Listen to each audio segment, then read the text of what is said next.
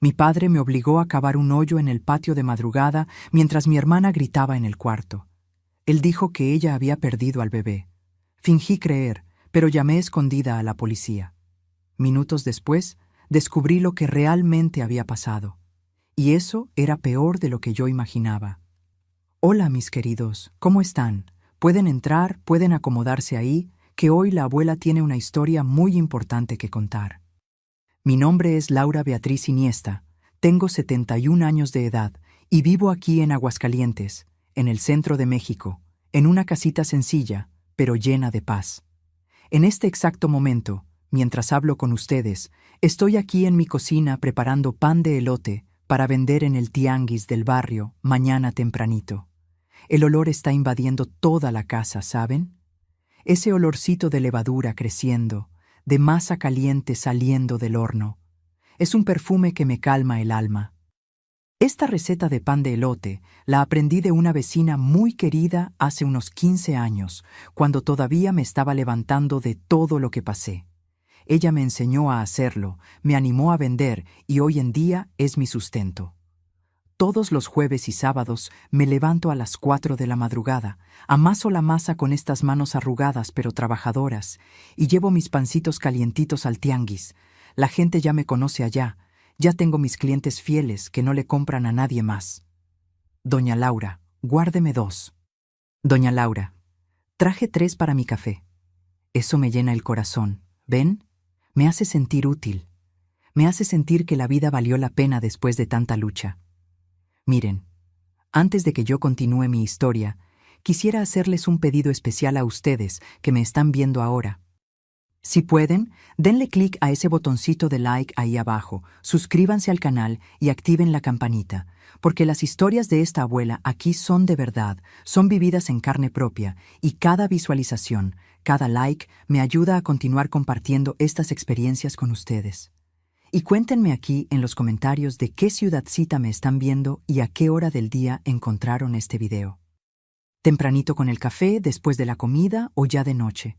Yo siempre leo todos los comentarios y me pone tan feliz saber de dónde son y cuándo se toman un ratito del día para escuchar las historias de esta abuela aquí. Cuéntenme, ¿sí? Vamos a crear una cadena de cariño.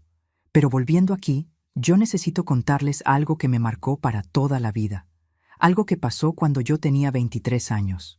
Una noche de lluvia torrencial que cambió todo en mi familia. Una noche que me enseñó que a veces vivimos dentro de una mentira, rodeados de personas que creemos conocer, pero que esconden secretos terribles. Una noche que me mostró que familia no siempre significa protección, y que ser hija mujer en una casa comandada por un padre machista y controlador puede ser una prisión invisible. Hoy vivo aquí tranquila en Aguascalientes con mi hermana menor, la Bianca, que vive del otro lado de la calle. Nos vemos todos los días, tomamos café juntas, nos cuidamos una a la otra. Pero para llegar a esta paz, mis queridos, tuvimos que pasar por un infierno que jamás voy a olvidar. Y hoy voy a compartir esta historia con ustedes, porque sé que mucha gente por ahí también vive rodeada de mentiras, de secretos familiares, de situaciones que parecen normales, pero que en el fondo son un abismo de sufrimiento. Así que tomen su cafecito, acomódense ahí y vengan conmigo en este viaje, porque lo que voy a contar no es fácil, pero es necesario, es real y tal vez, solo tal vez pueda ayudar a alguien que está pasando por algo parecido a tener el valor de actuar. Yo nací en 1954, aquí mismo en Aguascalientes, en una época bien diferente de hoy. Mi padre, Geraldo Iniesta, era metalúrgico. Trabajaba en una fábrica de piezas automotrices allá en el centro de la ciudad. Hombre serio, duro, de esos que no sonríen casi nunca y que pensaban que ser jefe de familia significaba ser dueño de todos dentro de la casa. Mi madre, Olinda, era del hogar. Ella cuidaba la casa, cuidaba a los hijos, obedecía todo lo que mi padre mandaba sin cuestionar. Yo veía en sus ojos una tristeza callada, ¿saben? Esa resignación de quien ya renunció a soñar, de quien aceptó que la vida de mujer era eso mismo, servir, callar, aguantar. Éramos 3 hermanos. Yo era la mayor. Después venía Osvaldo Jr., 3 años menor que yo. Y por último, Bianca, a quien siempre llamamos solo Bia, 7 años menor que yo. ¿Junior? Ah, Junior era el príncipe de la casa. Desde pequeño, mi padre lo trataba como si fuera hecho de oro. Todo lo que Junior hacía estaba bien. Todo lo que Junior quería, lo conseguía. Rompió el juguete de su hermana. Ah, cosas de niño. Déjalo. Sacó mala calificación en la escuela. Los hombres no necesitan estudiar mucho. Necesitan es trabajar. Le pegó a su hermana. Tú lo provocaste, Laura. Aprende a respetar a tu hermano. Yo y Bia, por otro lado, vivíamos con las riendas cortas. No podíamos salir, no podíamos tener amigos hombres, no podíamos usar ropa corta, no podíamos cuestionar. La mujer tiene que ser recatada, repetía mi padre. La mujer que se da a respetar, se queda en casa, cuida a la familia, no anda exhibiéndose por ahí. Mi madre estaba de acuerdo con todo. Repetía las mismas frases, nos educaba para ser sumisas, obedientes, calladas. Recuerdo que cuando tenía como 10 años de edad, me encantaba trepar los árboles del patio.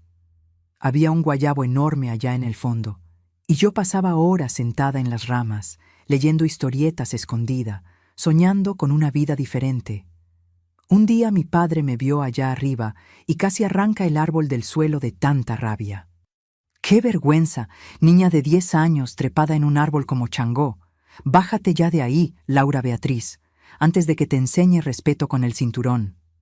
Bajé temblando y nunca más subí. El guayabo siguió ahí, pero yo perdí la libertad de soñar entre sus ramas. Junior, por otro lado, podía todo. Él subía al techo, brincaba el muro, regresaba tarde de la calle y mi padre se reía orgulloso. Así es, mijo. El hombre tiene que ser aventurero. La diferencia de trato era gritante, pero teníamos que tragárnosla. Cuestionar era recibir golpes, reclamar era castigo. Entonces aprendimos a callar. Cuando Bia nació, yo tenía 7 años y quedé responsable de cuidarla. Mi madre siempre estaba ocupada con la casa y yo me convertí en una segunda madre para mi hermanita. Yo le cambiaba el pañal, la arrullaba para dormir, jugaba con ella en el patio. Creamos un lazo muy fuerte desde temprano. Yo protegía a Bia de todo lo que podía, incluso de Junior, que desde pequeño tenía una forma extraña de mirarla, de querer controlarla, de enojarse cuando ella no obedecía. Recuerdo un episodio cuando Bia tenía como 4 años y Junior unos 11. Él rompió su juguete a propósito, solo para verla llorar. Cuando fui a reclamarle a mi padre, me dio una cachetada en la cara. No le levantes la voz a tu hermano, Laura. Él es hombre, merece respeto. Me quedé con la cara ardiendo, pero lo que más dolió fue ver que mi madre, que estaba ahí en la cocina, no dijo nada. Solo agachó la cabeza y siguió pelando papas.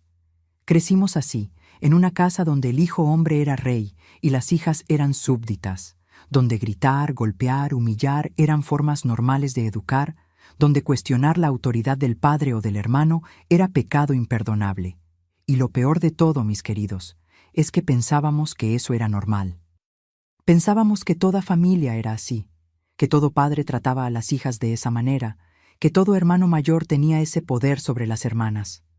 Fue solo mucho tiempo después, cuando ya era adulta, que entendí que vivíamos en una prisión. Una prisión sin rejas, sin candados, pero con muros altísimos hechos de miedo, de culpa, de obediencia ciega. Y cuando finalmente nos damos cuenta de que estamos presas, mis queridos, es cuando el dolor de verdad comienza, porque ahí vemos todo lo que perdimos, todo lo que dejamos de vivir, todo lo que aceptamos sin darnos cuenta de que podía ser diferente. Yo acababa de cumplir 18 años cuando conseguí mi primer empleo en una tiendita de telas aquí en el centro de Aguascalientes. Fue la primera vez en mi vida que tuve un dinerito propio, que pude salir de casa todos los días, que respiré un aire diferente al de la prisión doméstica. Mi padre no quería dejarme, claro. La mujer que trabaja fuera se vuelve una cualquiera, rezongaba. Pero estábamos pasando dificultad económica en esa época. La fábrica donde trabajaba había reducido su salario y él necesitaba mi ayuda con las cuentas. Entonces aceptó, pero con reglas rígidas. Yo iba directo al trabajo y regresaba directo a casa, sin desvíos, sin conversar con nadie, y cada centavo que ganara tenía que entregárselo a él. Fue en esa época que empecé a notar cosas extrañas en casa. Junior, que en esa época tenía unos 21 años, había conseguido un empleo en un taller mecánico, pero vivía sin dinero, siempre pidiéndole a mi padre, siempre debiendo. Salía de noche y regresaba de madrugada, a veces alcoholizado, a veces con olor a cigarro y perfume barato. Mi padre fingía no ver, o peor, le parecía gracioso. Muchacho tiene que aprovechar la vida, después de que se casa, se acaba la diversión, comentaba riendo. Pero lo que más me molestaba era la forma en que Junior miraba a Vía. Ella tenía unos 11 años en esa época, estaba haciéndose señorita y yo veía cómo su mirada cambiaba. Ya no era la mirada de hermano mayor. Era una mirada extraña, prolongada, que me daba escalofríos. Yo le llamaba la atención, pero él se reía. «¿Qué pasa, Laura? ¿Estás loca? Soy su hermano». Y mi padre estaba de acuerdo. «Estás muy neurótica, niña. Tu hermano solo cuida a Vía. Está al pendiente para que no se vuelva una sinvergüenza como las muchachas de por ahí». Las cosas fueron empeorando poco a poco. Junior comenzó a tocar la puerta del cuarto que Vía y yo compartíamos tarde en la noche, diciendo que quería hablar con Vía. Yo no lo dejaba. Trancaba la puerta, ponía una silla enfrente y le decía que se fuera.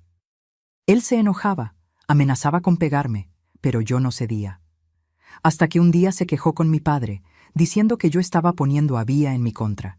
Y mi padre me dio un regaño violento. «¿Qué historia es esa de trancar la puerta a tu hermano? Él tiene todo el derecho de entrar al cuarto. Esta casa es de él tanto como tuya». Traté de explicar que me sentía incómoda, que no me parecía correcto, pero fue peor. Mi padre me acusó de tener pensamientos inmundos, de estar deshonrando a mi propio hermano con insinuaciones. Recibí 3 cachetadas ese día y lo peor, me obligó a pedirle disculpas a Junior frente a todos. Él aceptó las disculpas con una sonrisa que me heló la espina. Una sonrisa de quien había ganado, de quien sabía que podía hacer lo que quisiera, porque papá siempre iba a estar de su lado.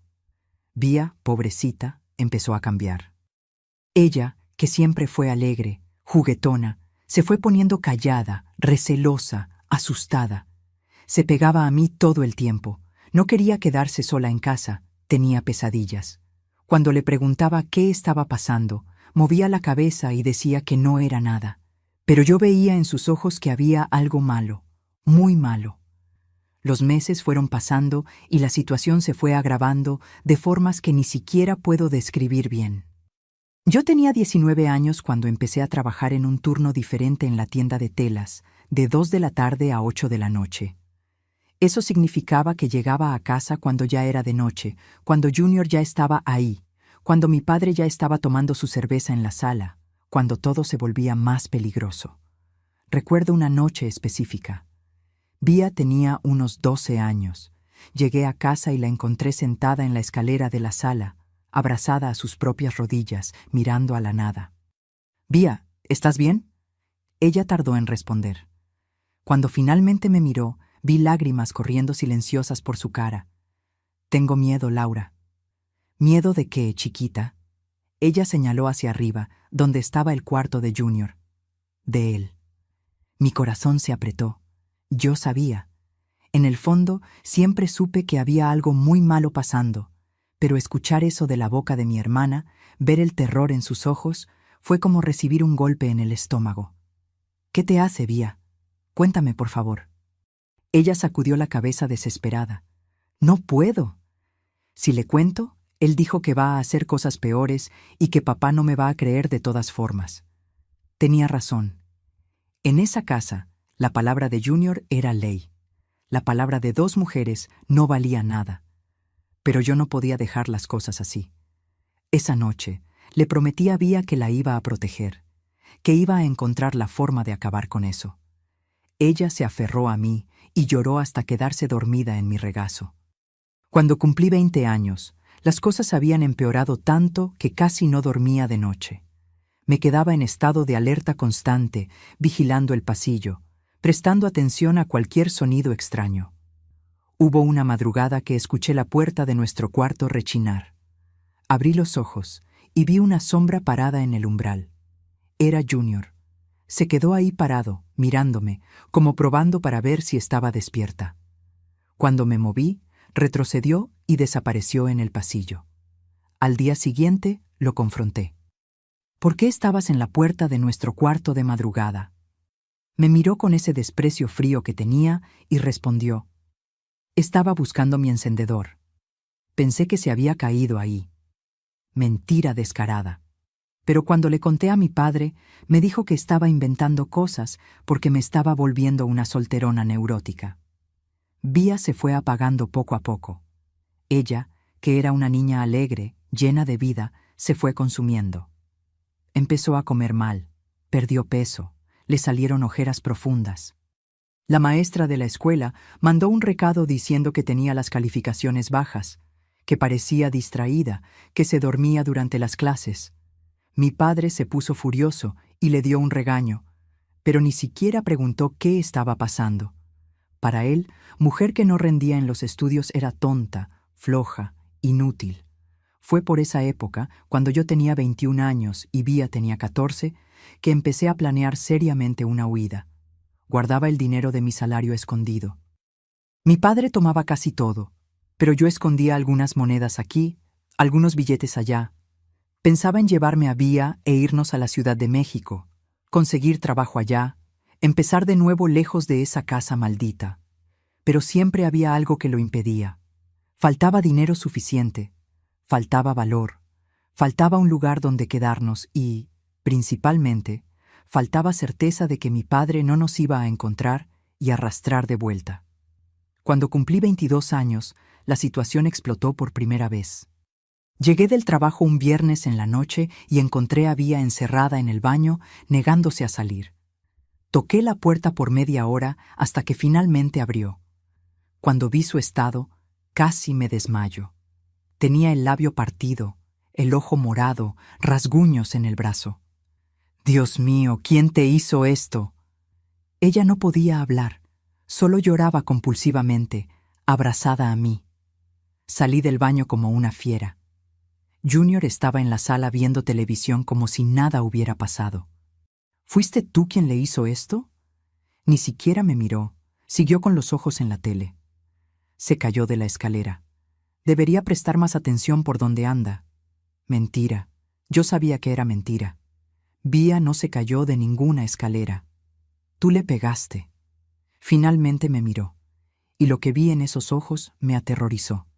No había remordimiento, no había culpa, había apenas un desprecio helado, calculador. «Pruébalo, Laura. ¿Dónde está la prueba?» Mi padre llegó en ese momento.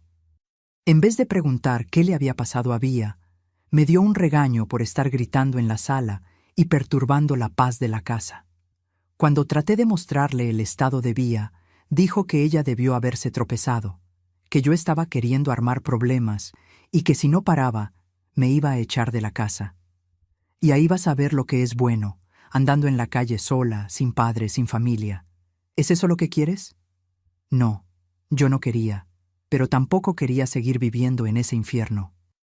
Regresé al baño y abracé a mi hermana. Nos quedamos ahí abrazadas, llorando juntas, dos prisioneras en una casa que debería ser un hogar, pero era una celda. Cuando cumplí 23 años y Vía tenía 16, la situación ya era insoportable. Junior, con 26 años, seguía viviendo en casa, seguía siendo el rey intocable, pero ahora tenía un comportamiento aún más perturbador. Seguía a Vía por la casa, entraba al baño cuando ella estaba adentro, diciendo que necesitaba sacar algo urgente, tocaba su ropa, hacía comentarios sobre su cuerpo que me daban náuseas. Y mi padre se reía, le parecía gracioso, decía que los hombres son así, les gusta molestar a sus hermanas. Pero yo sabía que no era broma. Veía miedo real en los ojos de Vía. Veía cómo temblaba cuando él se acercaba. Veía cómo se encerraba en el cuarto y lloraba escondida. Y yo me sentía impotente, porque cada vez que trataba de proteger a mi hermana, mi padre me castigaba. Cada vez que cuestionaba el comportamiento de Junior, me llamaban loca, mentirosa, mujer que inventa cosas para causar problemas en la familia.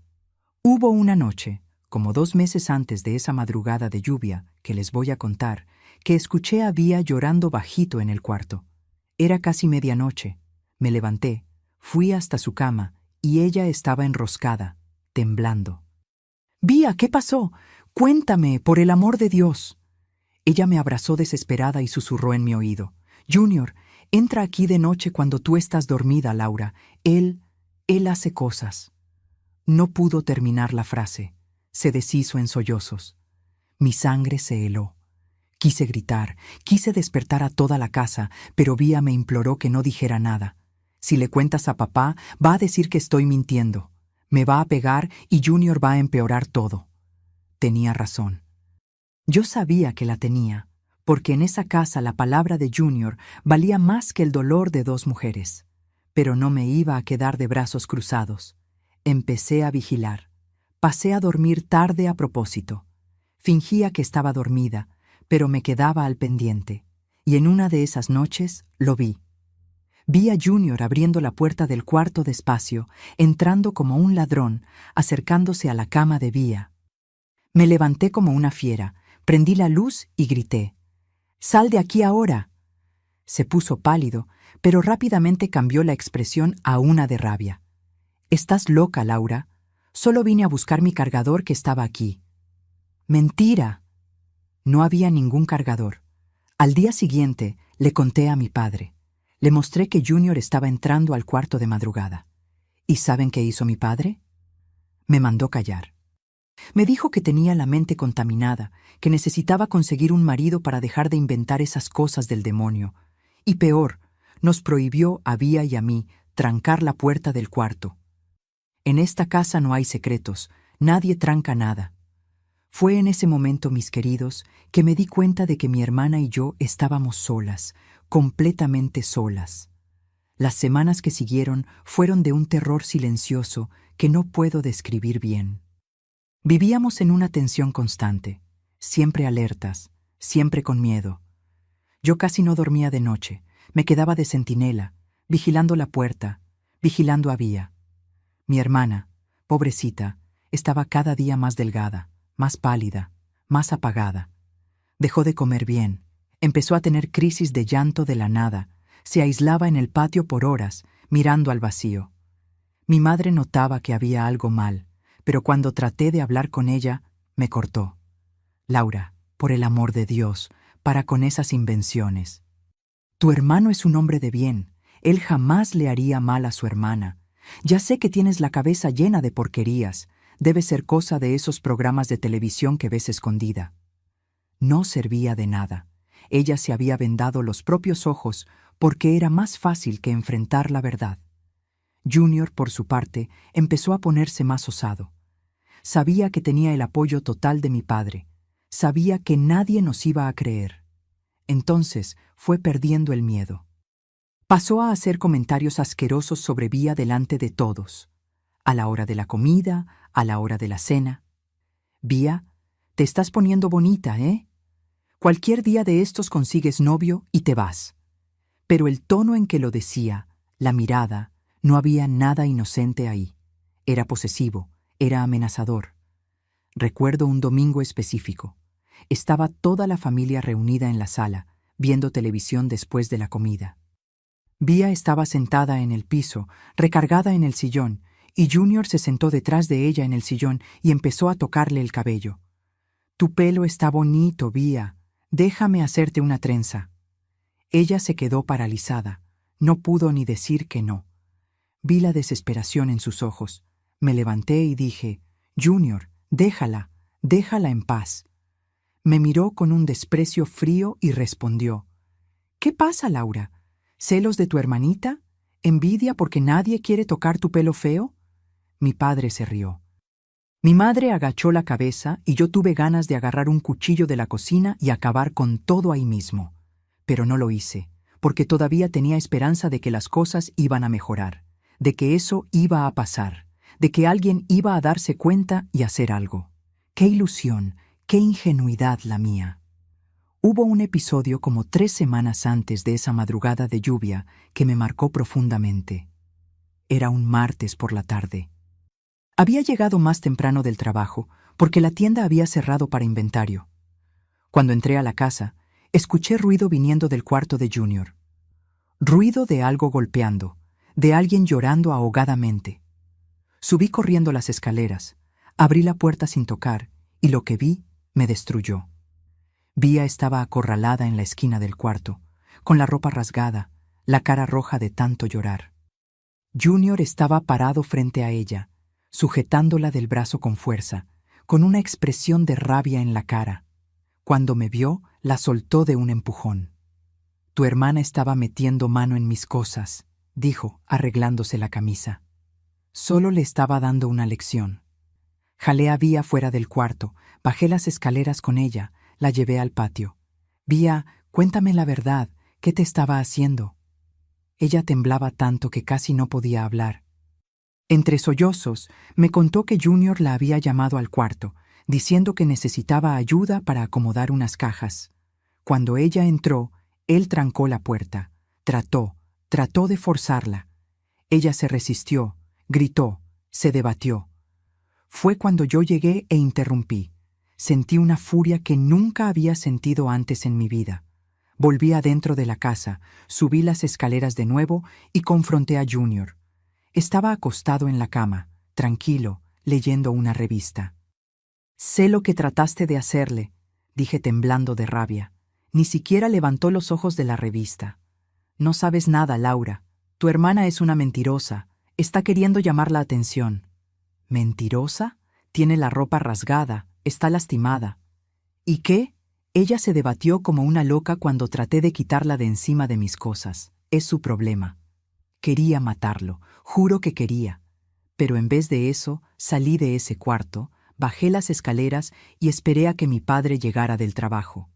Cuando llegó, le conté todo. Le mostré el estado de Vía, le expliqué lo que había pasado. ¿Y saben cuál fue su respuesta? Vía no debía haber entrado al cuarto de su hermano sin permiso. La mujer tiene que saber su lugar. Me quedé en shock. Mi madre, que estaba ahí al lado, no dijo nada, solo agachó la cabeza y siguió preparando la cena. Era eso. Podíamos gritar, podíamos llorar, podíamos mostrar las evidencias, pero nada importaba, porque en esa casa el hombre siempre tenía razón. Siempre. La situación explotó un jueves en la noche, 2 semanas antes de esa madrugada de lluvia. Llegué del trabajo y encontré a Vía encerrada en el baño, llorando compulsivamente. Toqué la puerta, ella tardó mucho en abrir, y cuando abrió, vi la marca morada en su brazo, la camisa rasgada, el ojo hinchado. «¿Qué pasó? ¿Quién te hizo esto? Fue Junior». Ella no respondió, solo sacudió la cabeza desesperada y susurró: «No le cuentes a nadie, Laura. Por el amor de Dios, no le cuentes. Va a empeorar todo». Me quedé destrozada. Abracé a mi hermana y lloré junto con ella. Nos quedamos ahí abrazadas en el baño, tratando de entender cómo nuestra vida se había convertido en ese infierno. Más tarde confronté a Junior. Estaba en el garaje arreglando un carro viejo que había comprado. «¿Qué le hiciste a Vía?» Ni siquiera me miró. Siguió con la llave inglesa en la mano, apretando un tornillo. «No sé de qué estás hablando». «Sé que fuiste tú. Está toda lastimada». Ahí paró, se levantó despacio, se limpió las manos en un trapo sucio de grasa y se acercó muy cerca de mí. Tan cerca que sentí el olor a sudor y cerveza. «Cuidado con las acusaciones, Laura. No tienes prueba de nada.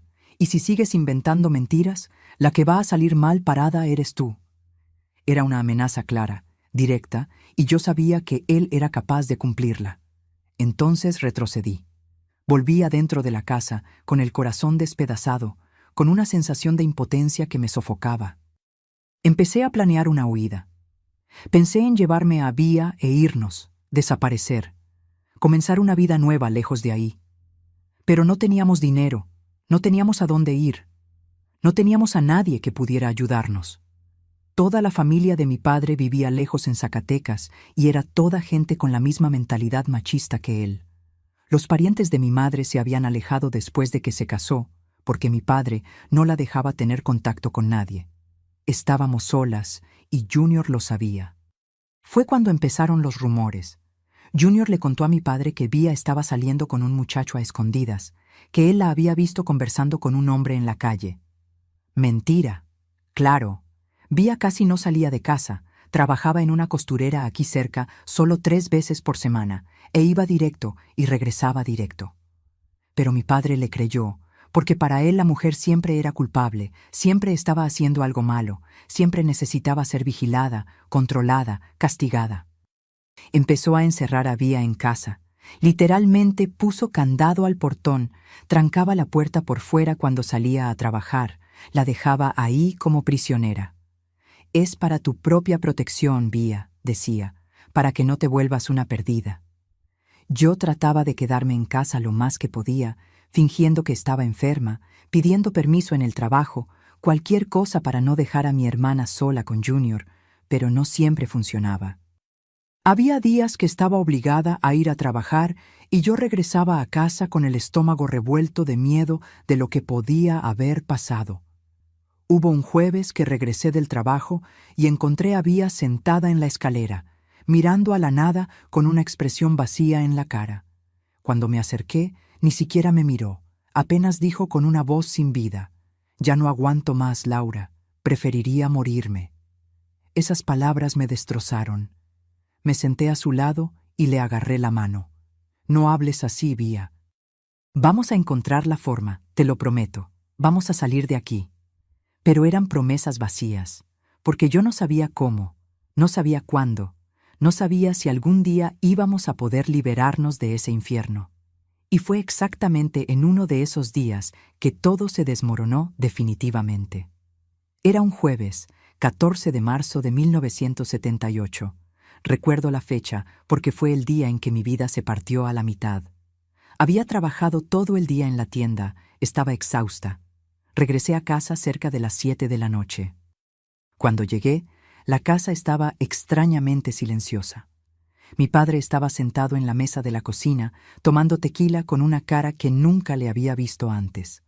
Una mezcla de rabia, de miedo, de algo que no podía identificar. «¿Dónde está Vía?», pregunté dejando la bolsa en la silla. Él no respondió de inmediato. Tomó otro trago. Se limpió la boca con el dorso de la mano y respondió con la voz arrastrada: «En el cuarto. No vayas allá, déjala tranquila». Mi corazón se disparó. Yo sabía que había algo muy mal. Ignoré su orden y subí corriendo las escaleras. Abrí la puerta del cuarto y encontré a Vía enroscada en la esquina entre la cama y la pared, abrazada a sus propias rodillas, meciéndose hacia adelante y hacia atrás, como quien perdió la razón. «Vía, Vía, ¿qué pasó?». Ella no me miró.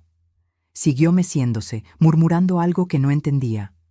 Me agaché, traté de tocarla y ella se encogió aún más, con los ojos desorbitados de pavor. Fue cuando vi las marcas en su cuello, moradas, profundas, marcas de dedos. Alguien había tratado de estrangularla. Me quedé paralizada por unos segundos, incapaz de procesar lo que estaba viendo. Entonces la furia se apoderó de mí. Bajé las escaleras como un huracán. Agarré a mi padre por el cuello de la camisa y grité en su cara: «¿Qué le hizo Junior? ¿Qué le hizo?». Él me empujó con fuerza, me aventó contra la pared y gritó de vuelta: «Cállate, Laura, cállate antes de que te rompa la madre». Pero yo no iba a callar, no esta vez. Casi la mata. Tiene marcas en el cuello y tú sabes, y lo estás protegiendo. Mi padre levantó la mano para pegarme, pero se detuvo a medio movimiento.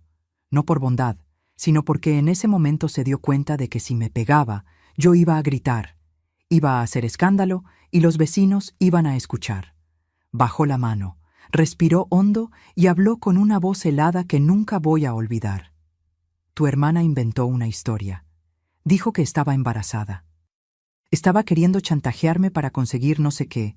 Junior solo trató de meterle juicio en la cabeza. Fue sin querer. Él no quería lastimar, pero ella provocó, estaba amenazando con exponer a la familia, con decirle a la gente que Junior, él... No terminó la frase, pero yo entendí todo. Todo encajó en ese momento. Vía no estaba inventando nada. Estaba embarazada de verdad. ¿Y el padre? El padre no era ningún novio misterioso, era Junior. Mi propio hermano había abusado de mi hermana menor por meses, tal vez años, y ahora ella estaba embarazada. Y ellos estaban desesperados por esconder, por callar, por borrar eso. Sentí que el piso desaparecía bajo mis pies. Siempre supe que Junior estaba perturbado. Siempre supe que había algo mal con la forma en que trataba a Vía, pero jamás imaginé que llegaría a ese punto. Y mi padre lo sabía y estaba protegiendo al monstruo en vez de proteger a su hija. ¿Dónde está Junior ahora?, pregunté con la voz temblando de odio. Se fue. Va a quedarse unos días en casa de un amigo hasta que las cosas se calmen aquí. Claro. Él huyó. Dejó a Vía destrozada, casi muerta, y huyó como el cobarde que siempre fue.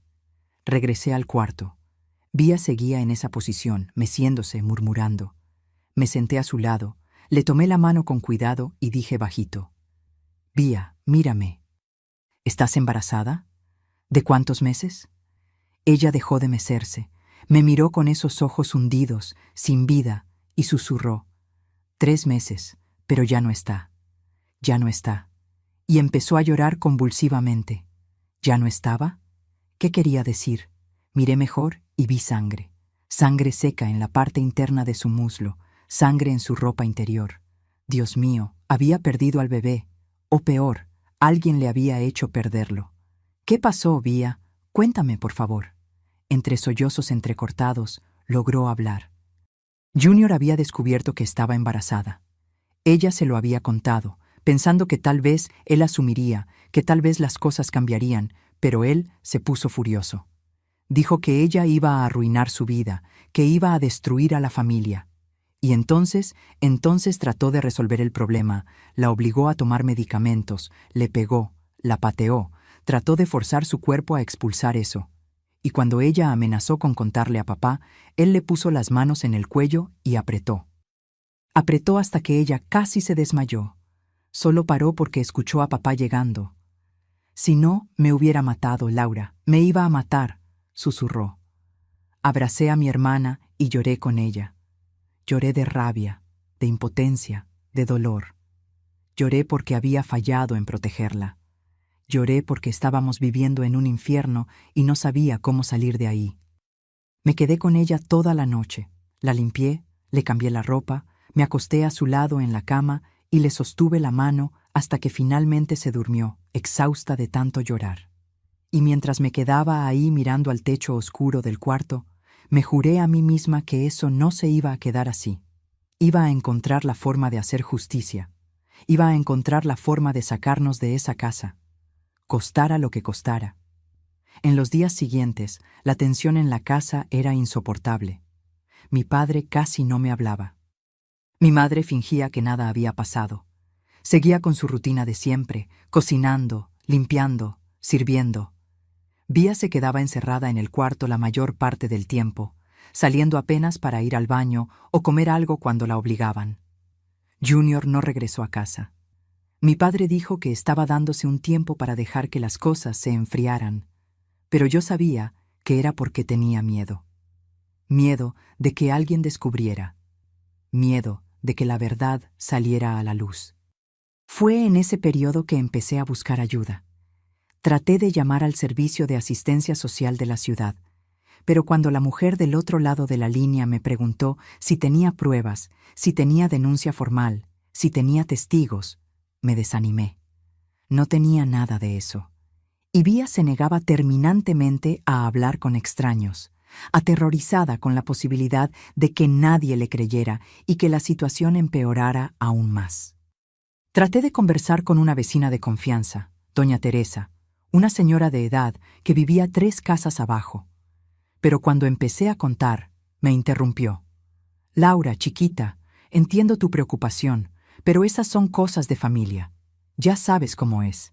Cada casa tiene sus problemas. Mejor no te metas en líos, deja que tu padre lo resuelva. Una vez más el mismo mensaje: cállate, acepta, no hagas olas. Estaba desesperada, sin salida, sin esperanza, pero no tenía idea de que la peor noche todavía estaba por venir, porque 3 semanas después de ese día, en una madrugada de lluvia torrencial, mi padre me iba a despertar a gritos, me iba a aventar una pala en la mano y me iba a arrastrar al patio para cavar un hoyo. Y lo que iba a descubrir esa noche de lodo y relámpagos me iba a atormentar por el resto de mi vida. Eran las 3 de la madrugada cuando mi padre tiró la puerta del cuarto gritando mi nombre. Me desperté asustada, desorientada, y cuando vi su cara iluminada por el pasillo, supe que había pasado algo terrible. Sus ojos estaban desorbitados, estaba sudando frío, las manos temblando. «Levántate, Laura, levántate ahora». Me jaló de la cama con tanta fuerza que casi me caigo, me aventó una pala vieja y oxidada y me arrastró escaleras abajo. Traté de preguntar qué estaba pasando, pero no respondía. Solo me jalaba cada vez con más fuerza, arrastrándome por la casa oscura. Afuera estaba lloviendo de esa forma que parece que el cielo se va a caer. Una lluvia gruesa, violenta, que ensordecía los oídos y empapaba todo en un minuto. Rayos cortaban el cielo cada pocos segundos, iluminando el patio con una luz blanca y aterradora. Me jaló hasta el fondo del patio, bajo la lluvia, hasta una esquinita oscura, cerca del muro del fondo, lejos de la vista de los vecinos. «¡Cava!», gritó, señalando al suelo de tierra. «Cava hondo y cava rápido». Yo estaba temblando de frío, de miedo, de confusión. La lluvia estaba tan fuerte que casi no podía abrir los ojos bien. «Papá, ¿qué está pasando? ¿Por qué tengo que cavar?». Él miró hacia los lados, verificando si había alguien mirando por las ventanas de las casas vecinas, y susurró con una voz desesperada: «Tu hermana, Vía, perdió al bebé. Abortó en el baño hace poco. Tenemos que enterrarlo. Nadie puede saber que estaba embarazada. Si alguien se entera, el honor de la familia se acaba. Entonces cava, Laura, cava y cállate». Mi sangre se heló. Vía había abortado de nuevo, pero yo pensé que ya había perdido al bebé semanas atrás, a menos que yo hubiera entendido mal o que hubiera quedado embarazada otra vez. No sabía qué pensar. Solo sabía que había algo muy, muy mal pasando. Pero mi padre estaba ahí vigilándome con esos ojos enloquecidos, y yo tenía miedo, mucho miedo. Entonces empecé a cavar. La tierra estaba empapada, pesada. Cada palada parecía pesar 1 tonelada. La lluvia lavaba mi cara, mezclada con lágrimas que ni me daba cuenta que estaban cayendo. Yo cavaba y cavaba, mientras mi padre se quedaba ahí parado, sosteniendo una caja de zapatos envuelta en bolsas de basura negras. Fue entonces que miré al segundo piso de la casa. El cuarto de Vía tenía la luz prendida y podía escuchar, aún con el ruido de la lluvia, gritos ahogados, gritos de terror, gritos que no eran de dolor físico común, eran gritos de pavor absoluto. «Papá, Vía está gritando allá arriba. ¿No deberíamos estar cuidándola en vez de cavar un hoyo en el patio?». «Ella está bien. Sigue cavando». Pero yo sabía que ella no estaba bien. Esos gritos eran gritos de alguien que estaba sufriendo mucho. Paré de cavar por un segundo y miré de nuevo a la ventana del cuarto. Y fue cuando vi una sombra. No era la sombra de mi hermana enroscada en la cama. Era la sombra de un hombre alto, fuerte, caminando de un lado para otro, nervioso. Reconocía la silueta. No era un médico, no era un extraño, era Junior, mi hermano mayor, el hijo que mi padre trataba como un rey y que supuestamente estaba en casa de un amigo. Él estaba ahí arriba con Vía, y ella estaba gritando. Mi corazón empezó a latir tan fuerte que pensé que se me iba a salir por la boca. Mi sangre se heló. Junior estaba ahí arriba con ella y mi padre estaba aquí abajo, desesperado por esconder algo. «Papá», mi voz salió temblorosa. «Junior está allá arriba con Vía». Se puso tenso, no respondió, solo dijo: «Cava más hondo, está muy poco profundo». Pero ya no podía seguir cavando. Mi cabeza estaba dando vueltas, tratando de entender qué estaba pasando. Si Vía había abortado, ¿por qué Junior estaba ahí arriba? ¿Por qué ella estaba gritando de esa forma? ¿Y qué había en esa caja de zapatos que mi padre estaba sosteniendo con tanto desesperación? Dejé caer la pala en el suelo. «Papá, necesito tomar agua. Me voy a desmayar». Él refunfuñó, pero dejó. «Ve rápido y tranca la puerta». Corrí a la cocina. Mis manos sucias de tierra temblaban tanto que casi no pude desbloquear el celular. No llamé a la ambulancia. No sabía si Vía necesitaba ambulancia o si había algo mucho peor pasando. Entonces, marqué el 911. Una voz de mujer contestó. «Policía Federal, ¿en qué puedo ayudarle?», susurré desesperada, mirando a la ventana para asegurarme de que mi padre no estaba viendo. «Por favor, mi padre me está obligando a enterrar algo en el patio y mi hermana está gritando allá arriba con mi hermano. Creo que mataron a alguien o están lastimando mucho a mi hermana. Por favor, vengan rápido». La dirección es Calle de las Acacias, número 347, Aguascalientes. ¿Puede repetir, enterrar qué en el patio? No sé. Mi padre tiene una caja envuelta en bolsas de basura. Dijo que mi hermana abortó, pero ella está gritando allá arriba y mi hermano está con ella. Por favor, vengan pronto. Mantenga la calma, señora. Ya estamos enviando una patrulla. No cuelgue. Pero tuve que colgar. Escuché pasos en el porche. Escondí el celular en el bolsillo, abrí la llave del fregadero, me mojé la cara y volví al patio antes de que se diera cuenta. Seguí cavando, rezando para que la sirena fuera más rápida que la pala. Mi corazón latía descompasado. No sabía qué iba a pasar cuando llegara la policía. No sabía si iba a empeorar todo. Pero tampoco podía seguir cavando ese hoyo, enterrando esa caja, mientras mi hermana gritaba de pavor allá arriba.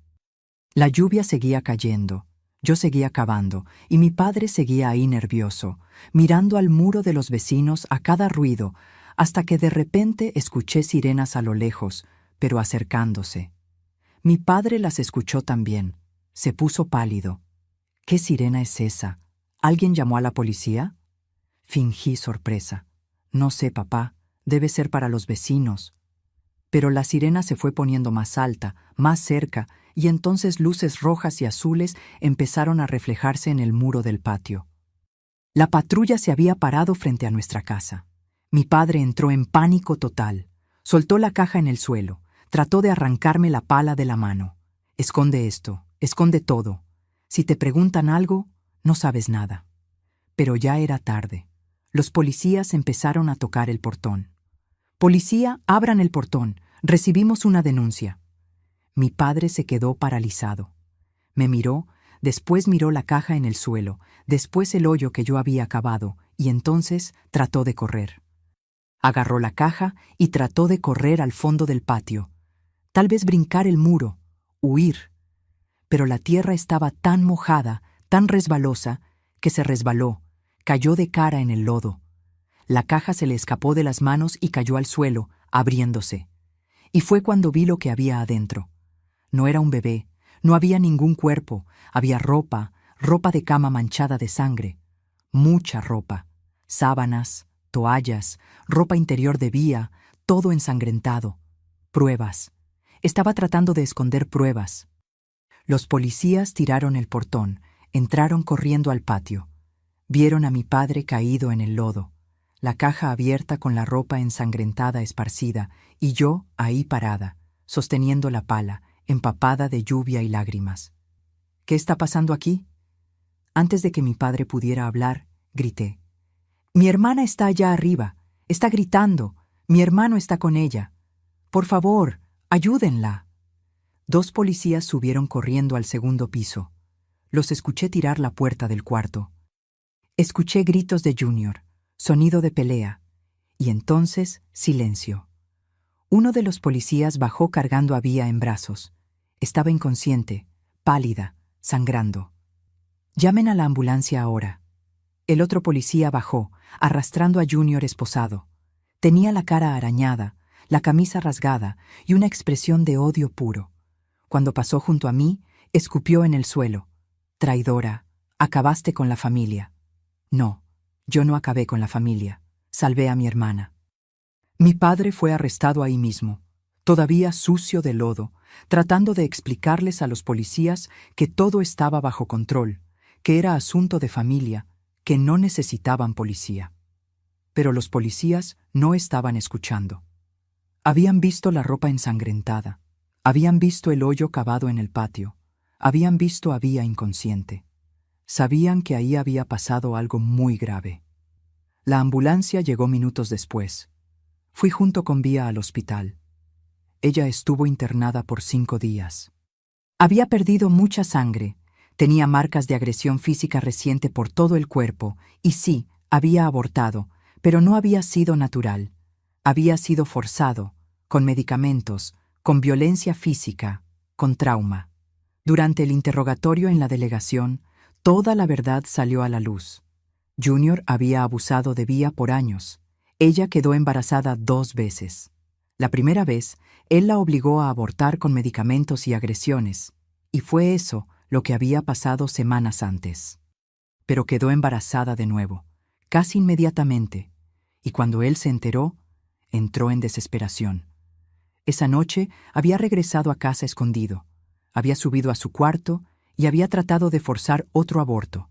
Le pegó, la pateó, le dio medicamentos, y mi padre lo sabía.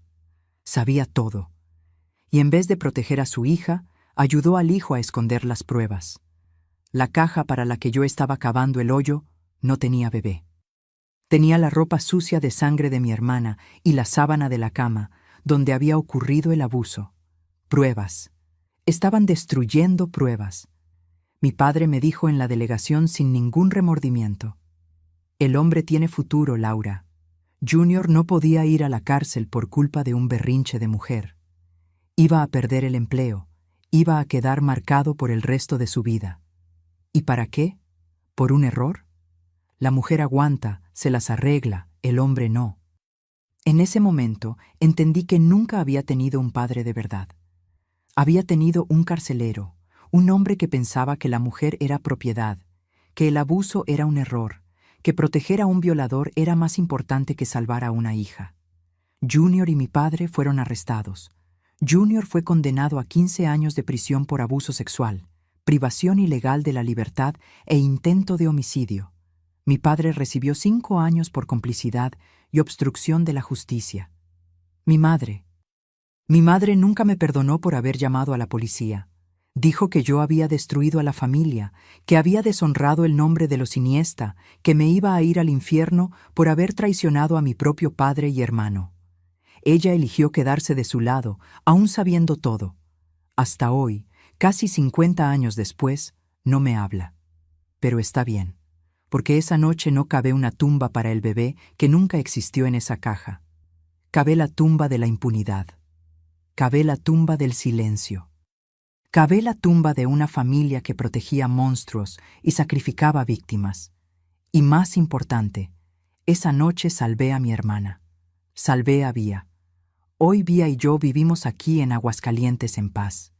Ella vive del otro lado de la calle, en una casita amarilla que pintó como siempre soñó. Nunca se casó, nunca tuvo hijos.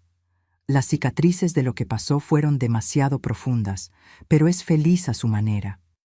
Tiene un gatito llamado Miel, un jardín lleno de rosas y una vida tranquila, trabajando como costurera independiente. Tomamos café juntas todos los días. Nos visitamos todos los días. Nos cuidamos una a la otra. Y a veces cuando cae la noche y estamos sentadas en el porche mirando al cielo estrellado, Vía me toma la mano y dice: «Gracias por haber cavado ese hoyo, Laura. Me salvaste». Y yo respondo: «No, Vía, nos salvamos juntas». Yo vendo mi pan de elote en el tianguis todas las semanas. Vía vende sus costuras. Vivimos de poco, pero vivimos en paz. Y eso, mis queridos, no tiene precio. No tiene precio ninguno. Junior salió de la cárcel después de cumplir 10 años. Trató de contactarme una vez, pidiendo disculpas. Rompí la carta sin leerla. Él no merece ninguna palabra mía, ninguna palabra de Vía. Murió hace 3 años. Tomó hasta morir. Y no sentí nada, ni rabia, ni tristeza, ni alivio, solo indiferencia, porque él ya no tenía ningún poder sobre nosotras hace mucho tiempo. Mi padre salió de la cárcel después de 3 años, por buen comportamiento. Trató de acercarse a nosotras diciendo que había cambiado, que se había arrepentido. Pero cuando Vía dijo que necesitaba pedirle disculpas y reconocer el mal que había hecho, se negó. Dijo que había hecho lo que cualquier padre haría para proteger al hijo. Entonces cortamos relaciones. Murió hace 8 años solo en un asilo barato, y no fui al entierro y no me arrepiento. Mis queridos, les conté esta historia hoy porque sé que hay mucha gente por ahí viviendo en situaciones parecidas. Mucha mujer viviendo en un infierno silencioso, pensando que no hay salida, pensando que nadie le va a creer, pensando que es mejor callar que enfrentar. Mucha mujer protegiendo secretos terribles porque tiene miedo de las consecuencias de revelar la verdad. Pero quiero decirles algo, no vale la pena. No vale la pena proteger a quien te lastima. No vale la pena guardar secretos de quien comete crímenes horribles. No vale la pena sacrificar tu vida, tu cordura, tu seguridad para mantener el honor de la familia intacto. Porque ¿saben qué aprendí esa noche de lluvia cavando ese hoyo en el patio? Aprendí que a veces necesitamos destruir la estructura podrida para construir algo nuevo y saludable. A veces necesitamos romper el silencio, aunque eso signifique perder familia, perder casa, perder todo lo que conocemos. Porque al final, lo único que no podemos perder es a nosotros mismos, es nuestra dignidad, es nuestra vida. Si estás pasando por abuso, por violencia, por manipulación psicológica dentro de casa, que sepas que no estás sola, que sepas que existe ayuda, que existen personas que van a creerte, que existen leyes que te protegen y que mereces vivir en paz, con dignidad, sin miedo. Yo pasé 49 años de mi vida pensando que era débil, que no había podido proteger a mi hermana a tiempo, que había fallado. Pero hoy, a los 71 años, entiendo que hice lo que pude con lo que tenía. Usé la única arma que tenía esa noche, la verdad. Y la verdad, mis queridos, por más dolorosa que sea, es siempre más poderosa que la mentira.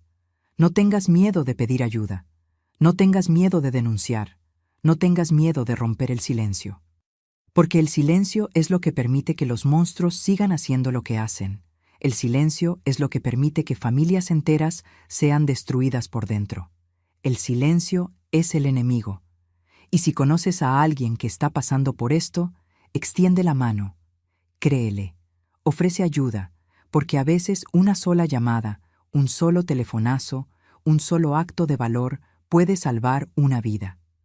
Así como esa llamada que hice, temblando de miedo, escondida en la cocina, salvó la vida de mi hermana. Vía me dijo una vez, años después de esa noche: Laura, ¿sabes qué fue lo más importante que hiciste por mí? No fue defenderme de Junior, no fue cuidarme cuando estaba rota, fue mostrarme que merecía ser salvada, que mi vida valía la pena, que yo no era la culpable. Me mostraste que merecía justicia. Y es eso lo que quiero dejarles hoy. Mereces ser salvada, mereces justicia, mereces paz. No importa lo que te hayan dicho, no importa cuántas veces te hayan hecho creer que tú eras el problema, que tú provocaste, que lo merecías. No, no lo mereciste, no provocaste, eres la víctima y mereces ser protegida, cuidada, respetada. Entonces, mis queridos y mis queridas que están viendo hasta aquí, quiero hacerles un pedido especial. Si esta historia tocó su corazón, si conocen a alguien que necesita escuchar esto, compartan este video, suscríbanse al canal Memorias de las Abuelas, activen la campanita, porque mientras más gente escuche estas historias, más gente va a tener el valor de romper el silencio. Y déjenme un comentario aquí abajo con la palabra valor, si vieron hasta el final. Solo quien vio hasta aquí va a entender el significado de esa palabra en el contexto de esta historia. Háganlo ahora. No esperen ni un minuto más, porque cada suscriptor, cada compartida, cada comentario es una voz más uniéndose al coro de personas que ya no aceptan más el silencio, que ya no aceptan más la impunidad, que ya no aceptan más que las mujeres sean tratadas como propiedad, como objetos, como desechables. Y saben, mis queridos, miro hacia atrás y veo a esa muchacha de 23 años, empapada de lluvia, cavando un hoyo en el patio, temblando de miedo, pero decidida a hacer lo correcto. Y me siento orgullosa de ella, me siento orgullosa de mí, porque esa noche elegí la verdad, y la verdad me liberó. Me liberó y liberó a mi hermana. Hoy, cuando amaso mi masa de pan de elote de madrugada, cuando siento el olor de la levadura creciendo, cuando veo el sol saliendo por la ventana de la cocina, agradezco. Agradezco por estar viva. Agradezco por haber tenido valor. Agradezco por tener una hermana del otro lado de la calle, viva, libre, en paz. Y les deseo eso también. Vida, libertad, paz. Un beso en el corazón de cada uno de ustedes y hasta nuestro próximo encuentro. Con cariño, abuela Laura.